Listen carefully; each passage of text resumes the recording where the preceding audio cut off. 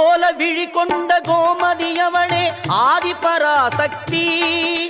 நீல விழி கொண்ட காளியும் அவளே ஆதிபராசக்தி. கோல விழி கொண்ட கோமதி அவளே ஆதிபராசக்தி.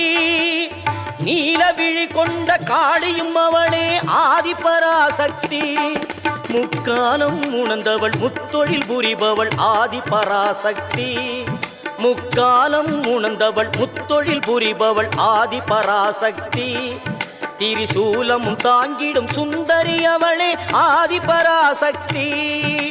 மேல்மருவத்தூர் ஆதிபராசக்தி மலர்பதம் பாடிடுவோம்.